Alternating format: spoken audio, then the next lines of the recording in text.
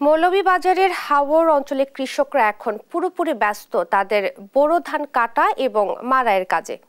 মাঠ ভরা সবুজ ধানের শীষ যেন এখন কৃষকদের মুখের হাসি। এ বিষয়ে বিস্তারিত জানাতে সরাসরি যুক্ত হচ্ছেন সহকর্মী সালে এলাহি কোটি। কোটি, চলতি মৌসুমে কেমন ফলনের আশা করছেন কৃষকরা, জানাবেন বিস্তারিত। হ্যাঁ, আপনি যেমনটি জানেন যে মৌলভীবাজার হচ্ছে একটি বুড়ো ধান সমৃদ্ধ জেলা। এখানে আমনের পাশাপাশি বুড়ো চাষ হয় থাকে। এইবারও নানা প্রতিকূলতা অতিক্রম করে কৃষকরা বুক ভরা আশা নিয়ে বুড়ো ধান ফলিয়েছেন। আমি আছি এখন মৌলভীবাজারের যেটা অন্তহরি নামক স্থানে।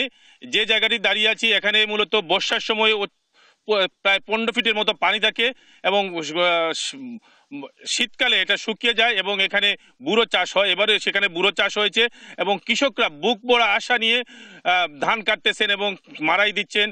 ধান কাটার মৌসুম শুরু হয়ে গেছে। ধান কেটে মানুষরা তাদের ধান তোলার জন্য ব্যস্ত সময় পার করছেন এবং ইতিমধ্যেই হাওর অঞ্চলের যে নিম্ন অঞ্চল সেটা অনেকটাই বুড়ো ধান কর্তন হয়ে গেছে, কারণ বন্যার আশঙ্কায় অনেকেই আধা কাঁচা পাকা ধান সেটা কেটে নিচ্ছেন এবং এই জায়গায় যে এবার ধানের যে ফলন হয়েছে আশা করা যাচ্ছে যে অন্যান্য বছরের চাইতে এবার একটু ভালো ফলন হয়েছে। যদিও শেষ দিকে প্রচণ্ড খরার কারণে ধানের শীষ সেটা বের হওয়ার সময় অনেকটাই কম হয়েছে, কিন্তু তারপরেও এইবার সারা জেলায় মৌলভীবাজার বাম্পার ফলন হবে। আপনি একটি বিষয় জানেন যে মৌলভীবাজার হচ্ছে খাদ্য স্বয়ংসম্পূর্ণ জেলা। এই জেলায় আমন এবং বুড়ো এবং আউশ তিনটা ফসলের যে উৎপাদন হয় সেটা মৌলভীবাজারে অনেকটাই উদ্বৃত্ত থাকে।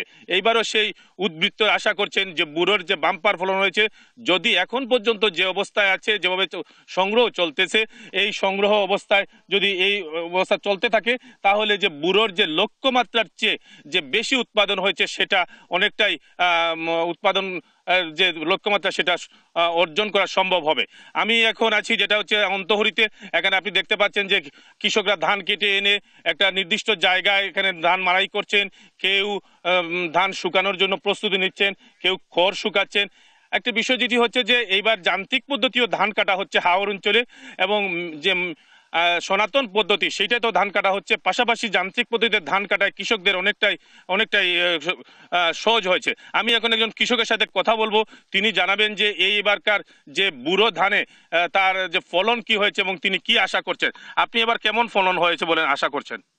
ফলন তো হয়েছে, আমরা তো খরচ জায়গায় ক্ষেতের উপরে রাজি, আমরা ওটাই চিন্তাধারা করতাম যে আমরা যদি দানার দরটা পাই গিয়ে আমরা মেকআপ করতাম পারবো। আপনি যেমনটি শুনছিলেন যে এইবারকার বুড়ো ধানে নিয়ে কৃষকের অনেকটাই স্বপ্ন দেখছেন, যে তবে তারা প্রত্যাশা করছেন যে ধানের সঠিক মূল্য পেলে তারা অনেকটাই লাভবান হবেন। এই হচ্ছে মৌলভীবাজারের বুড়ো ধান কাটা নিয়ে সর্বশেষ।